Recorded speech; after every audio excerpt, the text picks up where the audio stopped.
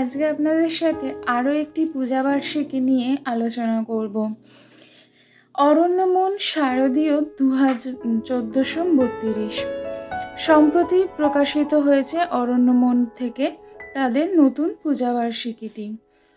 আমি গত বছরও অরণ্যমনের পূজাবার্ষিকীটি সংগ্রহ করেছিলাম এবং গতবারে যে 4টি পূজা প্রায় 10টি মতো পূজাবার্ষিকী আমি সংগ্রহ করি এবং তার মধ্যে যে 3-4টি বই আমার খুব ভালো লাগে, তার মধ্যে অরণ্যমন অন্যতম। আমি এবছরও ভীষণ অধীর আগ্রহে অপেক্ষা করেছিলাম যে অরণ্যমন কবে প্রকাশিত হবে।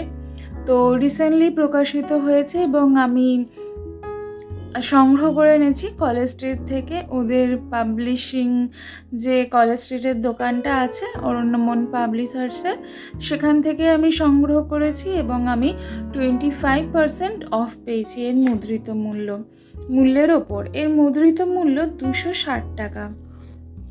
বেশ লম্বা হয় বইটি, বেশ লম্বা মতো বইটা, এবং এই রকম আর কি তার ডেপথ, মানে এতটা মোটা বা এতটা পাতলা বলতে পারেন, কিন্তু লেখা খুব সুন্দর।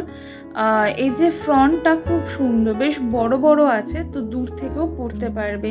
কারণ অনেকেই আছেন যারা বয়স্ক, চোখে খুব ভালো দেখতে পান না, তাদের পক্ষে এই ফ্রন্টের লেখাপড়া খুবই মানে সুবিধাজনক।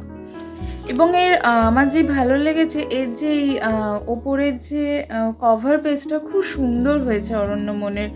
সবুজের ওপর মা দুর্গাকে, একচালা মা দুর্গা আর কি, যেটা আগেকার দিনে হতো, এখন খুব কম জায়গায় দেখা যায় একচালায় মা দুর্গা, এবং তাকে কাঁধে করে আগেকার দিনে তো নিয়ে যাওয়া হতো, এখনও গ্রাম সাইডের অনেক জায়গায় এবং যে সমস্ত কলকাতার যে সমস্ত পুজোগুলো ঐতিহ্যবাহী পুজো বা বনেদি বাড়ির পুজো সেখানে হয়তো দেখা যায়, কিন্তু মূলত আমি আমার মামার বাড়ির সাইডেই দেখেছি এরকম বাসে করে আর কি মা দুর্গাকে নিয়ে যাওয়া বা নিয়ে আসা। তো একটি গ্রামের চিত্রের ওপরই আঁকা আছে এই ওপরে কভার পেজটা।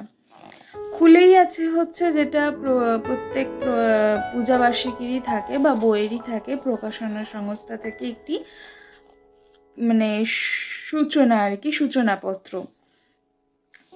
শুভেচ্ছাপত্র, বা যেটা শুভেচ্ছাপত্রই বলা চলে। এরপর আসি সূচিপত্রে। সূচিপত্রে প্রথমেই যে ক্যাটাগরিটা সেটা হচ্ছে উপন্যাস। এখানে উপন্যাস রয়েছে 6টা। কাজল ভট্টাচার্যের লেখা জিনিয়ার জন্য, ওঙ্কারনাথ ভট্টাচার্যের লেখা ছায়া চেনা চেনা, মনীষ মুখোপাধ্যায়ের লেখা শেষ পাতা, মোহনা দেবরায়ের লেখা সংস্থিতা, অভিনব রায়ের লেখা নোনতা, অনুজ শর্মার লেখা অন্য দরজা।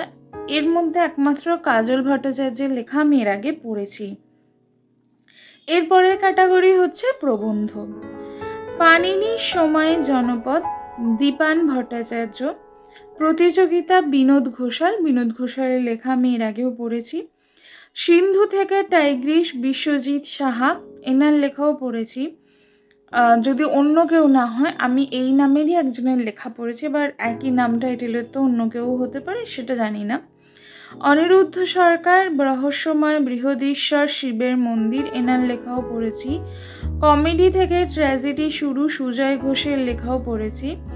মৃণাল সেনের ছবি, নেহাতি এসকেপড রুট নয়, বরং সমাজের আয়না, রণদীপ নস্কর, এনার লেখা পড়েছে কিনা মনে নেই।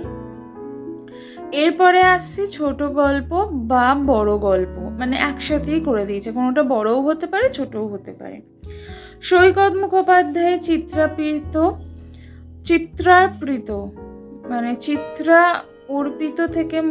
অর্পিত থেকে মনে একসাথে কথাটা জুড়ে হচ্ছে চিত্রার্পিত। যুদ্ধ, রিজু গাঙ্গুলির লেখা। একটি কাকাতুয়ার আত্মকথন, সমজা দাস। প্রতিশোধ, শঙ্কর চ্যাটার্জি। বলদেও ঘরে বরে মিয়া, ত্রিদিবেন্দ্র নারায়ণ চট্টোপাধ্যায়। ক্ষুদিতা স্রোতস্বিনী, সৌম্যসুন্দর মুখোপাধ্যায়। বৃষ্টির মন্ত্র রনিত দাশগুপ্ত, মনের মানুষ কৌশিক সামন্ত, পরশুরাম তমগ্ন নস্কর, আনন্দবাজার মায়ার হাট বাজার সপ্তর্ষি নারায়ণ বিশ্বাস, একটি জ্যোৎস্নার মতো biscuit Abhimanyu Roy, the poisoned দাও 08 দারোথি এল সেয়ার্স, ভাষান্তর দীপ্তজিৎ মিশ্র। এটা ভাষান্তর মানে এটা হচ্ছে অনুবাদ গল্প, খুব সম্ভবত অন্য ভাষায় লেখা এবং সেটি রূপান্তরিত হয়েছে, এটা আমার মনে হচ্ছে পড়ে, আই এম নট শিওর। লাল বৃষ্টির গল্প সিদ্ধার্থ পাল, হলদে রোদের নূপুর মিলন গাঙ্গুলি, ভগবান কি সুসাইড নোট লিখিয়ে নেয় শুভজিৎ বিশ্বাস। এরপরে রয়েছে কবিতা নির্ভীতে সরঞ্জিৎ চক্রবর্তী, কলঙ্ক তাপস কুমার রায়।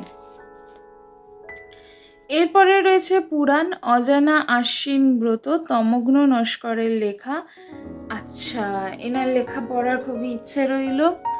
ভ্রমণে রয়েছে রাধিকাপুর ভ্রমণ বৃত্তান্ত দেবজ্যোতি ভট্টাচার্য। একটি নাটক আছে দেখতে পাচ্ছি সম্রাট মুখোপাধ্যায়ের লেখা হৃদি ভেসে যায়। অখণ্ড শ্রী শ্রী চৈতন্যাবদান। কমিক্স আছে আধার এবং এর কাহিনী চিত্ররূপ ও সংলাপ ওঙ্কারনাথ ভট্টাচার্যের। প্রচ্ছদ অর্থাৎ এই যে কভার পেজটা সেটা হচ্ছে কৃষ্ণেন্দু মণ্ডলের করা। অলঙ্করণ ওঙ্কারনাথ ভট্টাচার্য, রনি বসু এবং অরণ্যমন গ্রাফিক্স। মূল্য 260 টাকা। প্রথমেই যেটা দিয়ে শুরু হচ্ছে সেটা অবভিয়াসলি অজানা আশ্বিন ব্রত তমগ্ন নস্করের লেখা, পুরাণের মধ্যে পড়ছে। এবং তারপরেই হচ্ছে জিনিয়ার জন্য কাজল ভট্টাচার্য।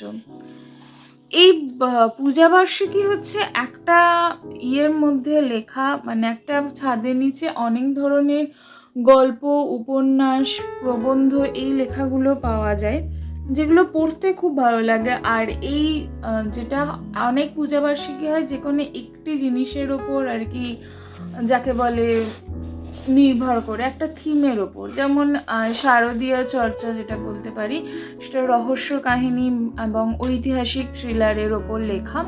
তো ওর প্রত্যেকটা গল্পই মোটামুটি ওই সংক্রান্তই লেখা হয়। কিন্তু এই যে অরণ্যমন বা গল্পকুটি যেটা আমি এবছর সংগ্রহ করেছি, অলরেডি পড়া হয়ে গেছে এবং আপনাদের সাথে আমি রিভিউও শেয়ার করেছি। তো এই ধরনের বইগুলোতে কি হয়, সব ধরনের লেখা পাওয়া যায়, মানে প্রেম সংক্রান্ত বা সামাজিক বিষয়, রহস্য, ভৌতিক কাহিনী সমস্ত কিছুই পাওয়া যায়। তো সেই জন্য এই বইগুলো নিলে যেটা হয় সেটা হচ্ছে সব ধরনের লেখা পড়া যায়। তো আমি সেই জন্য এবারে মোট এখনো অবধি 4টি পূজাবার্ষিকী সংগ্রহ করেছি। তার মধ্যে 2টি হচ্ছে থিম বিষয়ক এবং একটি হচ্ছে এবং আরও 2টি হচ্ছে সব কিছু মিলিয়ে গল্পকুটির এবং অরণ্যমন, এই দুটো হচ্ছে সব ধরনের লেখা একসাথে আছে। আর আমার আরও 2টি যেটা সংগ্রহ করা আছে শারদীয়া চর্যা এবং বিভা থেকে প্রকাশিত ভূতভূতুম, সেটা হচ্ছে আপনার 2টো থিম, একটা ভৌতিক আর একটা ওই রহস্য আর ঐতিহাসিক থ্রিলারের ওপর লেখা। গত বছরের অরণ্যমনের পূজাবার্ষিকী পড়তে খুব ভালো লেগেছে, তাই এই বছর রিপিট করেছি। আশা করছি এবছর আমি যতটা উৎসুক ছিলাম এবছর পূজাবার্ষিকী নিয়ে, আমার সেই আশাতে আর কি ওরা গিয়ে দাঁড়াতে পারবে। আমার যে প্রত্যাশা বলা উচিত, প্রত্যাশাতে ওরাও মানে আজ থাকতে পারবে, উতরাতে পারবে আমার প্রত্যাশাটা। এরপর তো প্রত্যেকটা গল্প উপন্যাস পড়ার পর আপনাদের সাথে এই বইটি নিয়ে কথা বলবো, কেমন হয়েছে না হয়েছে। আশা করছি যে খুবই ভালো লাগবে। এবার আপনারা এই বইটি সংগ্রহ করেছেন কিনা, বা আপনারা এবছর কি পূজাবার্ষিকী সংগ্রহ করলেন, কোনটা পড়ে কেমন লাগলো, এখনো অবধি যে কটা পড়েছেন সেগুলো অবশ্যই আমার সাথে কিন্তু শেয়ার করবে, কমেন্ট করে অবশ্যই জানাবেন।